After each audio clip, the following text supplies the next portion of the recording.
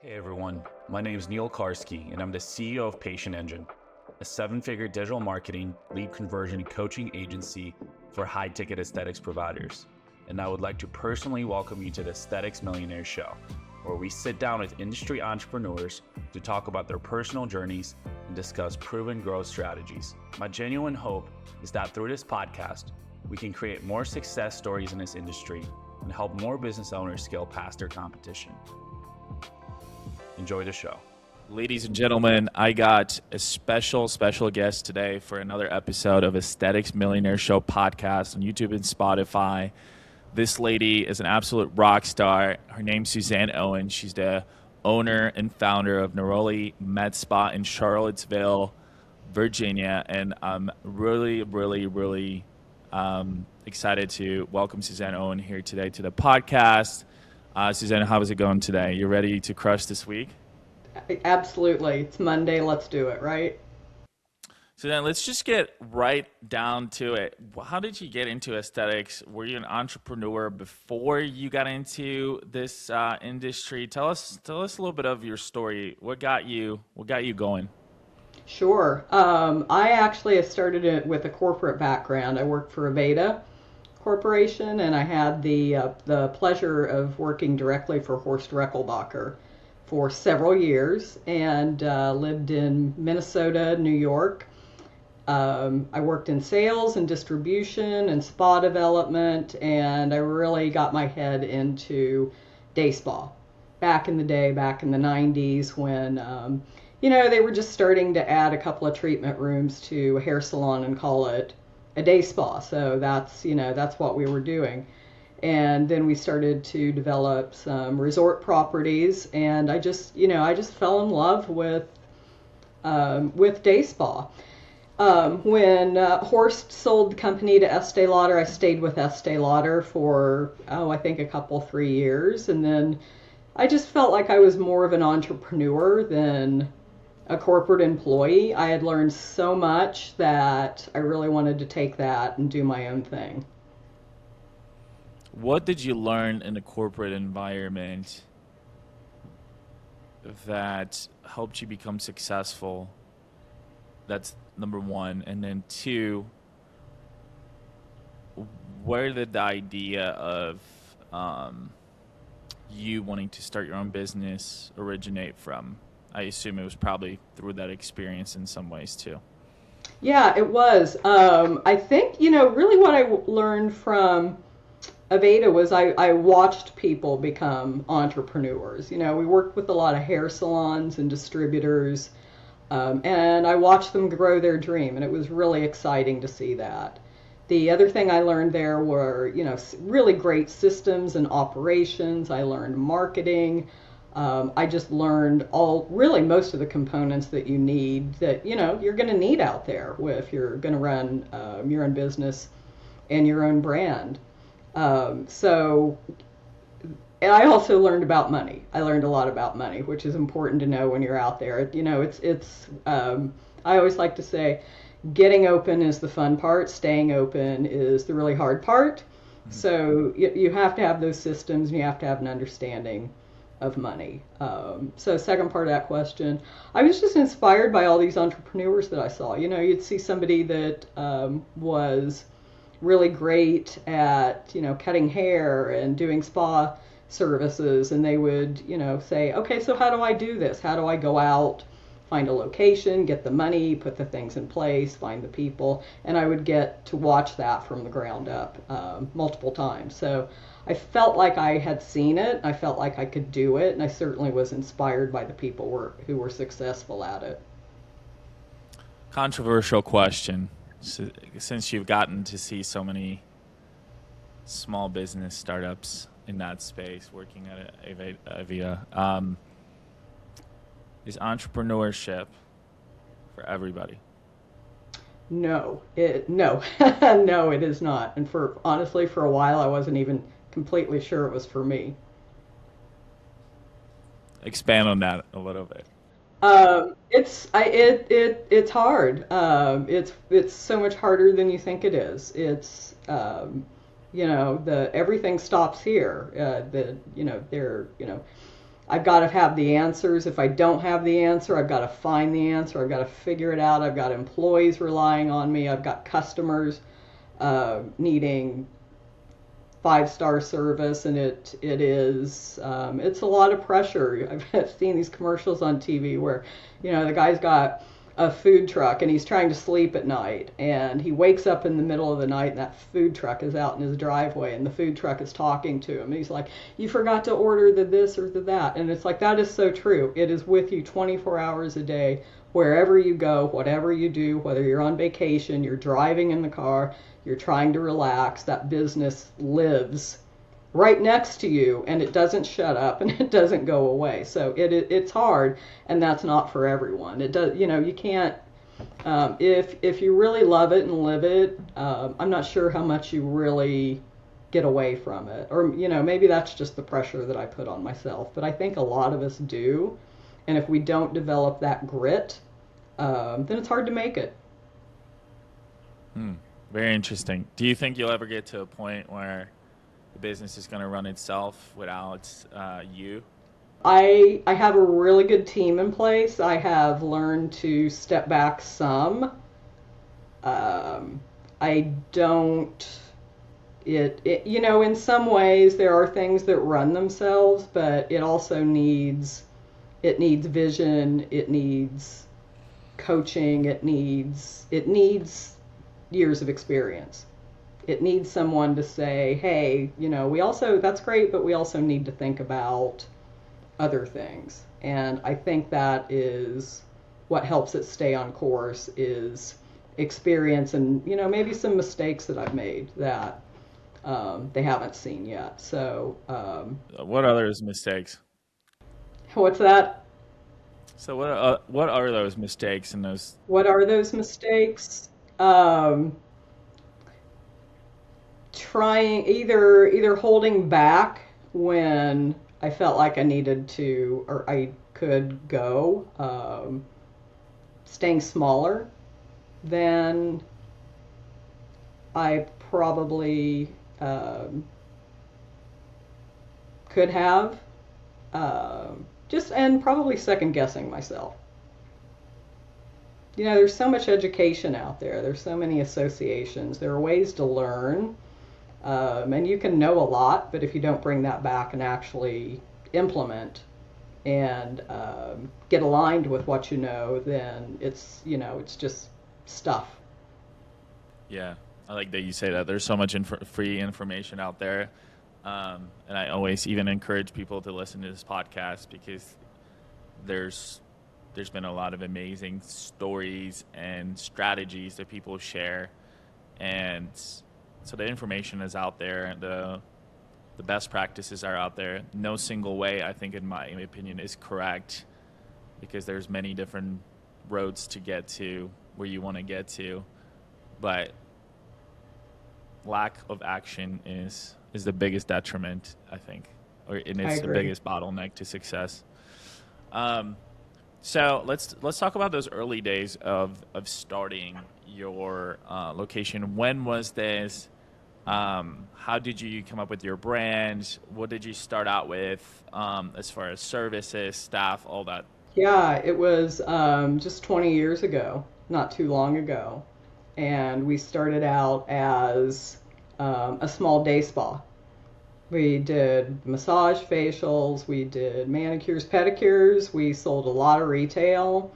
We were in a pretty high traffic area, and just in a small space, about 1,700 square feet. So we outgrew that space pretty quickly, and when my lease was up, I couldn't expand where I was, so I started looking. There's a beautiful space, which we're in now. We're in about 2.5 levels downtown, beautiful views. It's gorgeous. I was really nervous to, move kind of off the grid a little bit and expand and take more space. I knew I wanted to go into the medical direction, and my interior designer said to me, she said, well, you know what, maybe it's time to, we said it's time to go big or go home, I think. So we took kind of a gamble and moved over to where we are now. And it's been great because it's turned into more of a destination. The look and feel and the aesthetic of it has been really great. People have embraced it. They found us, and we grew and expanded from there. At about, I think it was about 2018, I started to look at what people were doing in the med spa business, and our customers were, they were getting older, they were changing, they were needing more things. I was seeing them maybe leave and go to a competitor, and I said, okay, how do we do that?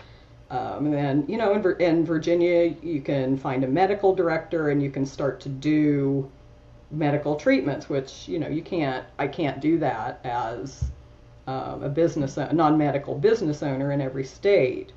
So I started learning. I was going to AmSpa, I was going to conferences, I was getting mentors, I was, just figuring it out, doing some research and figuring it out. We started adding talks and filler, and I added some NPs, and we gradually started to shift out of that day spa model into more of the med spa services, I wanted those treatments myself too. So I'm like, why am I going to a competitor? We should be offering those. So I think, the business kind of grew also with what I needed and what I thought our customers needed.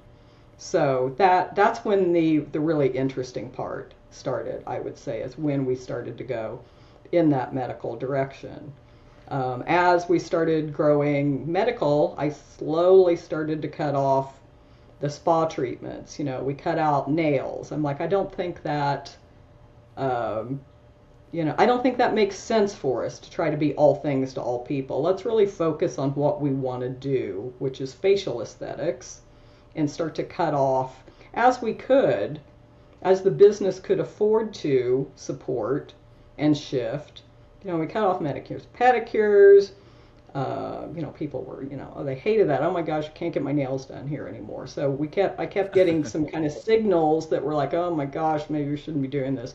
But we just kept going. We just kept going in the direction that we knew that we wanted to go. So then from there it was cut off massage, cut off waxing, cut off that. Slowly, as we're growing in the other direction. So it's been a huge financial balancing act to say, okay, what can we really afford to do without a capital expansion here? So we were able to do that.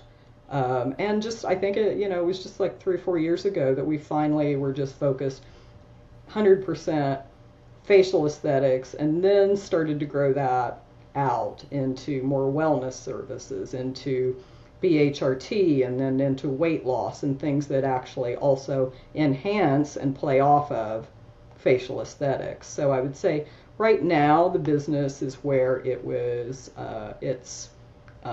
We've got the good foundation. Now we're just in a position where we will continue to build it up. It now looks and feels like it should. I really like that you talk about elevating the in-store experience, because I do feel like, so my business model is very lean. I'm by appointment only, very intimate, kind of one-on-one, small setting. And people always ask me, like, are you ever going to do a brick and mortar? And I think, obviously it's a different type of beast, but there's a lot of benefits to that. Obviously visibility, potentially foot traffic.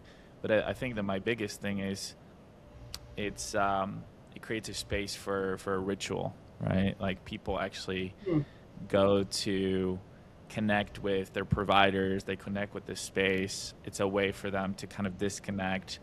It's a way for them to treat themselves. It's a way for them to get away from, some of the other attachments they have in their lives that may be, good or bad. And they're able to make this, like you said, a good positive habit and ritual. And having an elevated space allows you to provide that for them, right? So they look forward to actually the act of going to a place too, right? And that's a win-win, because Yeah, that's a win-win for you because that allows you to expose them to all the things you can provide and all the services you can provide for them. So Yeah. that's And great. it's that one-on-one is very, it's very important. And I like the small, intimate, interaction with the provider and the customer. People do appreciate that. With all the noise that's out there and life's chaotic and hectic, it's great to be able to just, come in and connect with somebody who you feel like really cares about you and your experience. And that's what we really try to focus on, is much more of a boutique experience. Every client, if they've been coming to us for a long time, we make sure that every 3 months we do a full consultation with them. We take them back into the Visia Skin Lab. Let's take a look. Let's reassess your skin. Let's talk about, where you are with, if you're a weight loss patient, where are you with your goals? What does that look like? Summer's coming. It's swimsuit season. We're going to be putting on a pair of shorts. How are you feeling about that? You've got your son's wedding coming up. What do we need to do, facially to make sure that, we're your partner to make sure that we've got you ready, for what's coming down the road. And that's how, by slowing everything down and doing these regular check-ins, full consultations and check-ins, they feel more like they're not, just a slot on somebody's schedule today. Yeah. Let's talk about hiring and HR and I don't like the word HR for our space, but I guess it's But it is, yeah. but it is, right? So how do you find your staff? How do you what do you look for in your staff? What type of hiring methodologies do you have? What kind of training methodologies do you have that ensures that that person is the right fit for you and your business, and that they're actually going to stay there long term? You never know, but stay there as long as possible and deliver on expectations. We hire very slowly, and we bring them in several times. They meet, they meet all of the staff. We bring them in, see how they interact. We give them a tour of the space. We let them ask questions. We take note. What are they interested in? Can they have a conversation? Can they have a good conversation? Are they asking us questions? How are they going to communicate with the client? That's a really good indicator. And the interview is more about really how we see them interacting, what's their confidence level. We assess them as a team. We talk about it. Would this person be a good fit here? Wouldn't they? One of the things we really pride ourselves on here, everybody gets along great. There's no drama. There's no stuff. I don't have time for it. I can see it. I can almost feel it coming after 20 years or so. So we make sure we've got a really good feel for the person. Particularly, if they're injecting someone somewhere on their body, we have to have a really good sense that, the client's going to feel very comfortable and confident. I've hired NPs and RNs with no experience, with a plan of, here's what we're going to do to get you up to speed. We're going to send you to trainings. You're going to shadow. I end up investing money in them with a solid contract, because I would rather have the right person without the skill than the wrong person with the skill. So we do invest in people, or I do invest in people when I find someone that I feel is going to be the right fit. And a lot of it's a vibe, it's a feeling. What's their background, what's their experience. And I would honestly rather have a new person without experience. That way they can learn and grow with us and figure out what they can be. I've got great resources for training. My medical director helps with training, so do the other NPs. So sometimes it's kind of slow to get them up to speed, but I'd rather do it that way. Yeah, I resonate with that because you cannot teach certain things. You cannot change a person's personality. You cannot bring out necessarily character traits. You cannot promote certain qualities of an individual. Yeah, And agree. you can't force effort. You can't force attitude. Those are just Mm-mm. things that are ingrained in an individual, Yeah. and that's how they are, and it's okay. Maybe that, and so not everybody is everybody's cup of tea. We know that, but you can teach people how to get results. You can teach Mm-hmm. people how to utilize and leverage certain processes and platforms and softwares, whatever it may be. But it's hard to teach them. Like it's hard to teach somebody. Um, it's hard to teach somebody how to be hungry, for example, right? Mm-hmm. Like if it's and if you're not hungry from a standpoint of like, hey, I want to do better, I want to make more money, like some of these different things, right? I want to learn, I want to continue to elevate and grow. Like it's hard to teach that. So, but it's easier to teach them, how to do certain things, in my opinion. So I like that you bring that up. Yeah. Absolutely. I can't teach you how to be comfortable talking to people. I really can't. I see people go into this business and they're like, I'm not a people person. I'm like, well then what were you thinking? when when you came into the aesthetics business, this is a people business. And this job is, educating and selling. That's it. The technical skill is great, and most people can learn that, but you can't learn that interaction and how to build a relationship with a client. And if there's too much fear there with the an injector, then also there it's not going to work because they're going to keep themselves really small.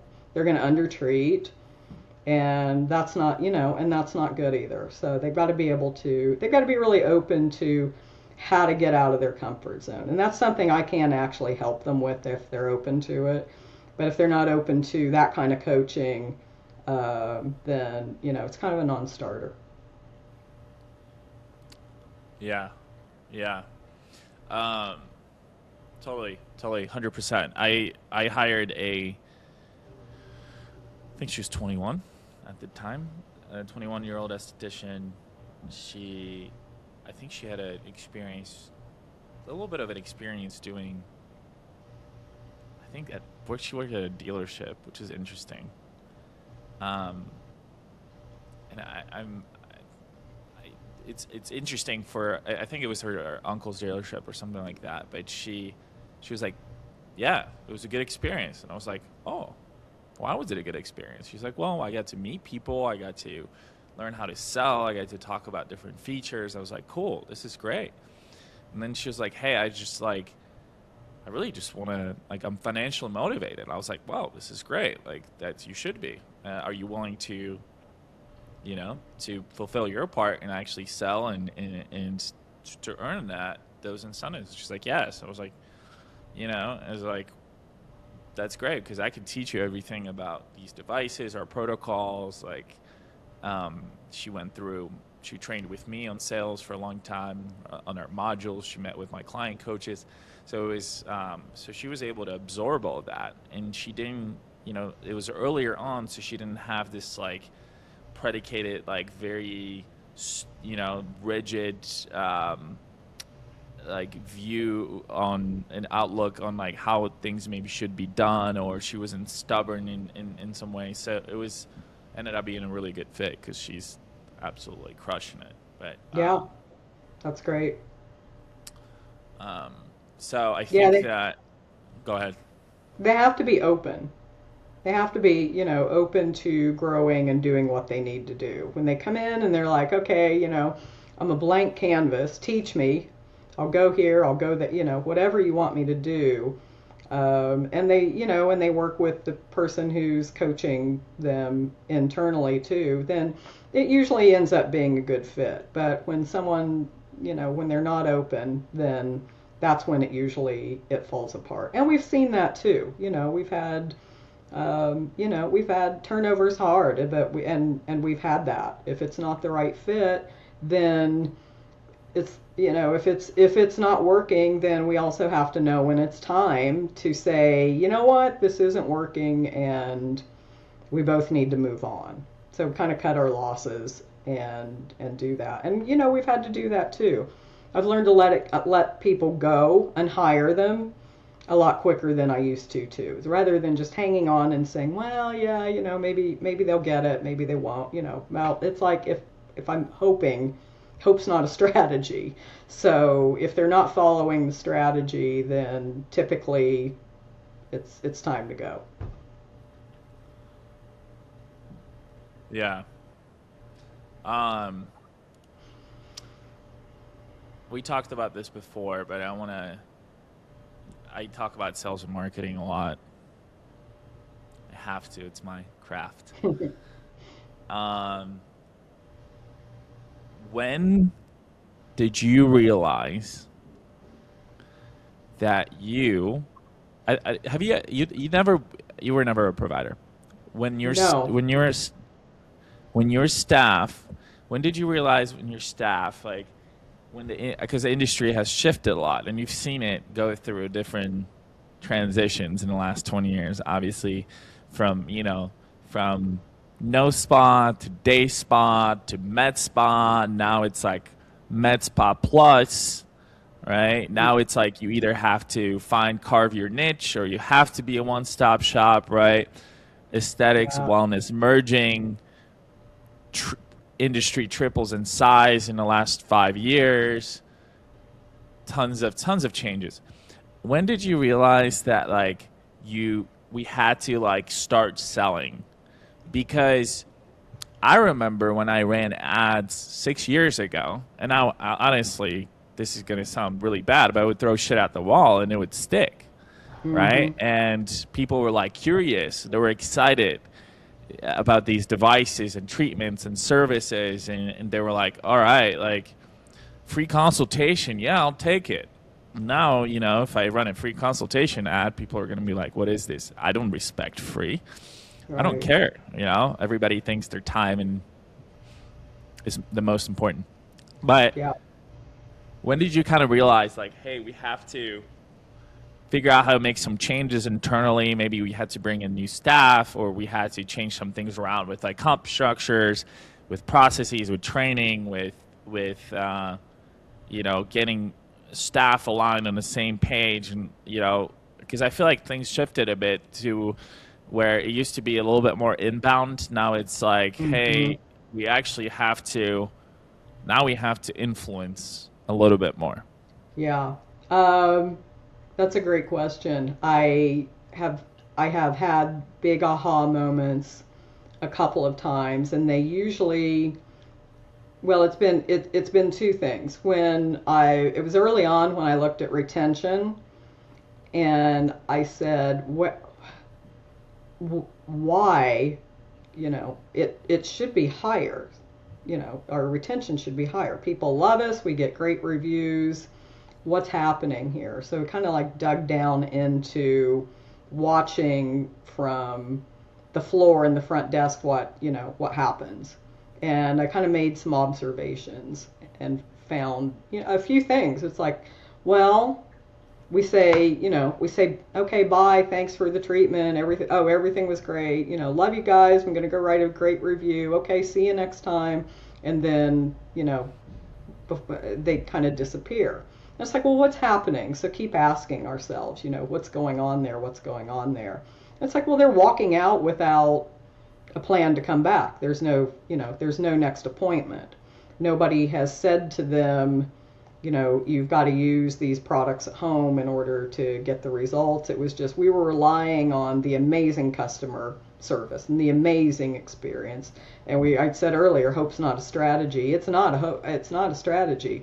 We can't just hope that they come back. We have to make sure if they come back. And so I think that was some internal observations of just kind of doing some assessment of, what's happening here or what's not happening here. So it was at that time. Then it was also when we started with tox and filler, and then we thought, hey, you know what, let's, cool sculpting was so hot back then. Let's get into body contouring. So, bought the machine, ran some ads, nothing happened. And I said, okay, people aren't seeing the ads and they're not just coming in for the machine. And I think the company told me, it's like, well, you know what, you've got to sell that internally. And I said, what do you mean we've got to sell it internally? I just thought, that we would be able to just rely on, put, like you're saying, throw some stuff out there and see what sticks. It wasn't sticking, so I got this expensive machine. So that's when we started really promoting more and making sure that, we had our consultation down, we had our speak down, we had the closing and the sale down. We had to really write the script for that. We had to introduce our current clients to cool sculpting. We had to get really pretty aggressive about it, or that machine was going to sit there. A laser I can sell to a Botox client. We can sell facial lasers. That's not that much of a stretch.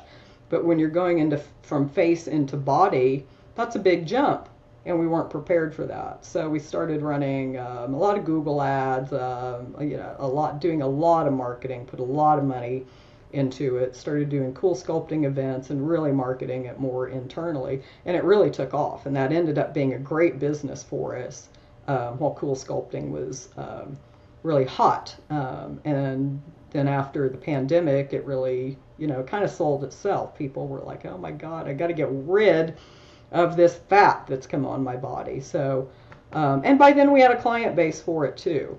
But I think it was when I brought in that first body machine and we tried to cross from face into body, I realized you've got to sell that. And now anytime I'm going to bring on a device, my question is, how are we going to position that internally? How are we going to sell that internally? How's the staff going to sell it? Yeah, how are we going to market it to new clients and existing clients, right? Yeah, exactly. Yeah. Yeah, I think facial aesthetics has some decent brands, I would say. You have to ask yourself with the general, let's just say we assume that our typical customer is a female who's 30 plus, whatever it is, 30 to 65, right? Do they know any of these brands, right? I think the only brands they really know is Tox, Botox, right? Mm-hmm. Those are really it. And some others, I would say some other brands like that, potentially, maybe some skincare brands, etc. But for the most part, I don't think it's a brand game. I think it's a fix your pain points game, right? Solve the problem. Yeah, because if I throw out a brand out there, who cares about the brand, right? Yeah. It's because it's who's doing my treatments? Am I going to have trust in that person? Then am I going to have trust in the services or the products or the devices or whatever it is? Then it's is it going to help me get results for the pain points that I actually have? Those are the things that matter, in my opinion. And is the value better? Is the value greater than the price? So those are the things that, in my opinion, matter more so. Hey, this is the brand. Because unless they do research about the brand, and most consumers, I don't think, do unless they are having a high intent type of journey. But I think those things matter because we're a service. We're people's business, right? We're providing services for people and building relationships. Therefore, people are buying from people, not from brands. Yeah, they're buying us. Yeah, they're not buying clothing articles, right? They may have seen it, and they may come in and ask about it, but they're listening to what we say, and what they're really looking for is, do we believe in it? Do we believe in what we're talking about? If they ask us about oh, I saw my friend got IPL or microneedling. They want to know, what do you think about that? Is that for me? They don't just come in and book an appointment for IPL because their friend did. They come in and they want to, can you give me some more information? Is that something for me? What do you think? So I think we knew that we had hit a certain level of success when people were asking that and not telling us what they wanted. They're not saying now anymore, oh, I want Botox. They're open to, well, is it a different brand? What do you think I should use? And that takes a while for a provider to be able to establish that level of respect and trust. Nobody gets married on the first date. They're going to wait and see, what's my result? Do I like this person? What's the experience like? We always follow up with an email from, if it's Lauren at Neroli Spa, she's got her 2-week follow-up for her client. And if that client doesn't come in for that, or even if they do, we're reaching out to them and saying, hey, thank you so much for trusting me to do your Botox or whatever it was. It was really great to see you. I enjoyed working with you. Hope to see you again soon. Please tell me about your results. I also wanted to check and see how are those products working for you. So we try to personalize every experience in order to build that trust. There's so many people out there competing with us now. There's a med spa on every corner, and everybody's competing for this same dollar. So you've got to set yourself apart, and it's got to be, honestly, with that experience and the level of trust. You go on Instagram, and there are so many people injecting and showing you the results and what they got, but what they don't show you is what's that experience like. How do you feel when you walk in the door? How do you feel when you walk out of the door? And then, oh my gosh, somebody thought enough of me to reach out and follow up and see how I'm doing with it. All of that stuff makes a huge difference. Yeah. Yeah, I think the follow-ups are really, really important. People want to feel like they're cared about, right? That's important. People want to know like somebody's like a partner in their journey. Somebody cares, yeah. We're still human beings, right? I know in today's digital world, it's in some ways we've gotten away from a lot of these basic principles, but I think they still apply and they mean a lot too. Let's talk about like maybe just like start boiling things down to like three things. I don't like playing the favorites game. That's just like one and you silo yourself, but like three things that helped you. Actually, let's go to mindset for a second. 3 mindset shifts that helped you get where you are today as a very, prominent brand in your market, I would say very much so respected business owner, with a beautiful space. Like, what mindset shifts did you have to take on to get there? Because mindset's everything. It's absolutely or at least it's the start of everything, right? So absolutely. What did you? I know we kind of touched on some things, but I would love to get like your top 3. I think you've got to let go of what you think you know.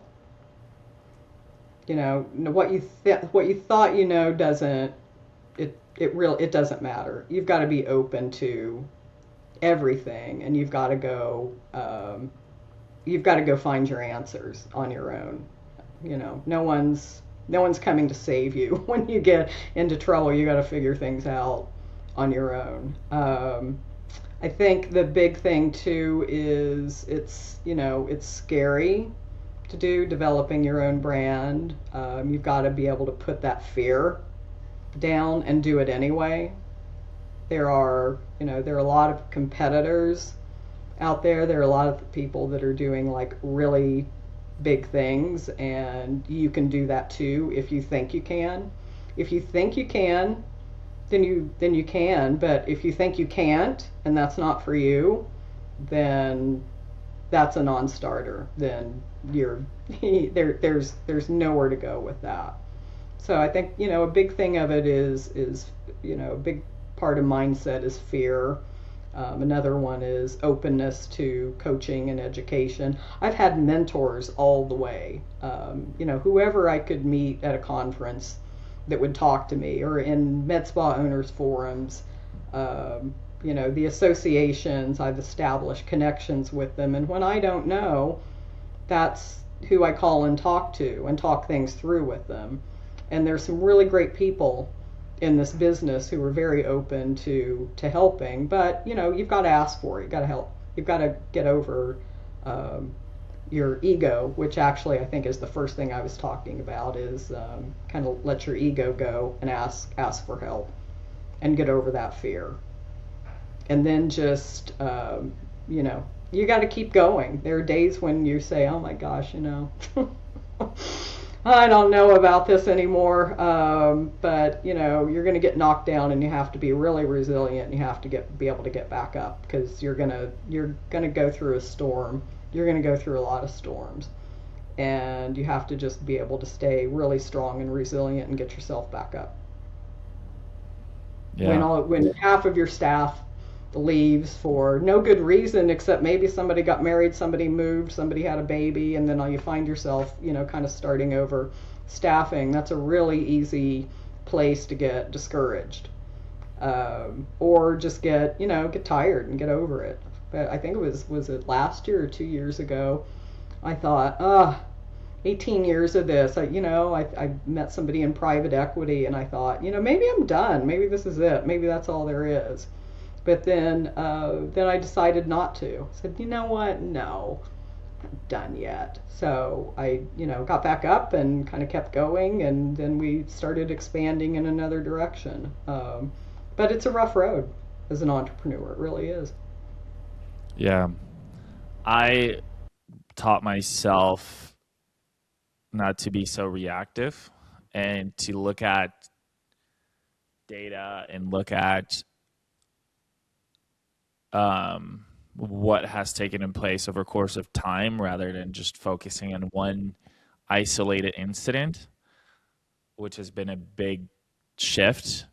And I think what you're saying also is, like, when you kind of let these isolated incidents knock you down and really affect you and consume you, then that's when you let the ego and fear and all these things really take the wheel, and you forget that long-term picture, right? Or maybe you sacrifice some of the wins you had in the past and the growth you achieved, or even the upside and potential in the future that's waiting for you, and you let these things kind of just take over. And I do think that when I see a big thing, and I see, which is a detriment, I think, to a lot of people in our industry, is the fact that they make rash decisions. And I do think that it's important to pivot sometimes when it's necessary, and make changes, but do it in a way that's thoughtful and intentional and calculated. But I see that they're letting isolated incidents consume them, and it's even things like shiny object syndrome on the other side of the aisle. I see people, even with our own clients, like I see clients who've had really amazing results, who have consistently for months, and then they have like one down month, and maybe it's like a holiday month, and they're absolutely distraught. And and it's like, and you have to kind of, it's like, hey, you have to consider there's other things at play here, right? And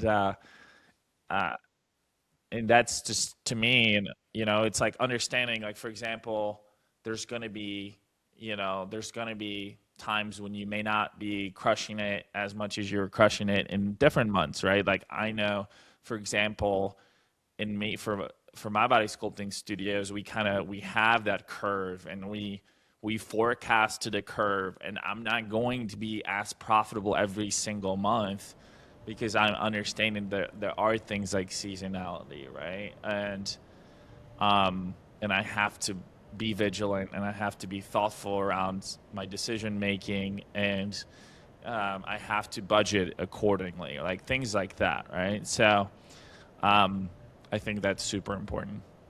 It is. I find myself doing that too, just reacting to, you know, whatever it is that's beyond my control also.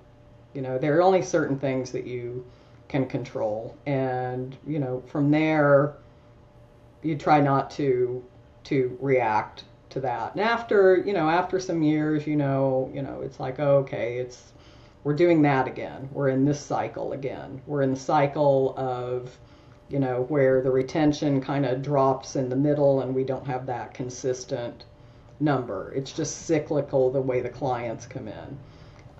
So it's that's where the mindset comes in, is just being strong, really being able to just handle that storm or that comes along. But it's really easy to get caught up, especially when when I was newer. It seemed 10 times worse than it does now. Yeah. What are some of your biggest long-term goal with this business? Is it a cash flow family business? Is it a future exit? Is it multiple locations? What you got for me? It is, after 20 years, I think it's, I'm actively working on an exit strategy. I'm not done, but I want to make sure that I have a plan, and at least a few year plan. I want to make sure that I'm maximized. I want to make sure my Aveda looks good. I want to make sure my KPIs are where they should be. So I've got a really good package once I'm ready.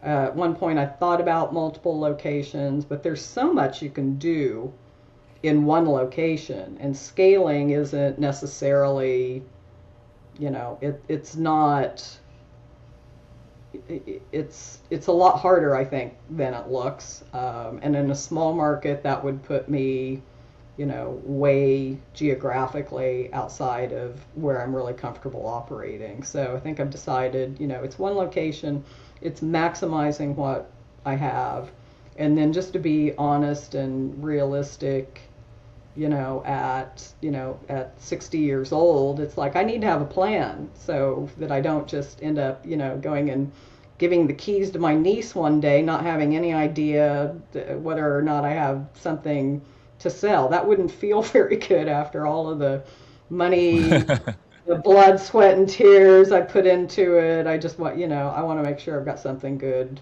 to sell. Yeah. What's the best advice you can give to other aspiring entrepreneurs who want to be in your seat one day? One, ask yourself the question: what are you willing to give up? Because you're going to have to give up some of yourself to get what you want early on. Do you have the grit? If you've got a strong stomach, grit, if you can handle the ups and downs, the being broke, the not knowing what to do, the having short staff, being, short, upside down on cash even, you've got to be able to handle all of that if you want longevity with that business. You can be the best injector, you can be amazing, you can be an amazing business person, but you've really kind of got to have that, and you hit it on it earlier. If you don't have that mindset, and you don't have a little bit of grit and a strong stomach, then I don't think it's for you. Yeah. Be absolutely sure that you've got what you're going to have to go through before you get started, and then from there, just, have have a very strong vision of what it is that you want to do and stick to that, because it's really easy to get distracted and get off course by, oh, well, what about this machine? What about this laser? You know, this laser would solve all of our problems. You know, everybody's going to want this. Don't rely on those machines to build your business for you. Amen. That's really good advice. Sales and marketing.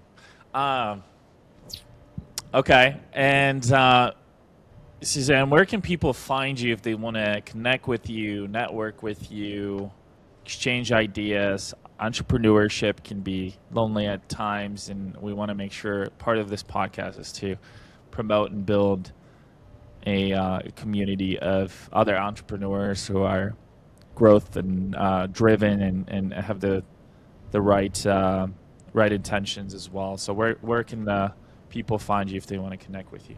Yeah, absolutely. I would love to connect. That's probably has become my favorite part of this business now. Suzanne at Neroli-spa.com. Email me.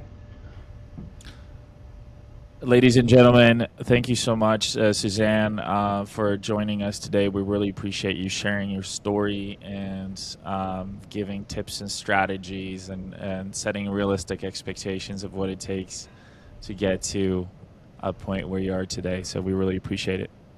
Happy to do it. Glad to be here. Thanks for having me. Thank you.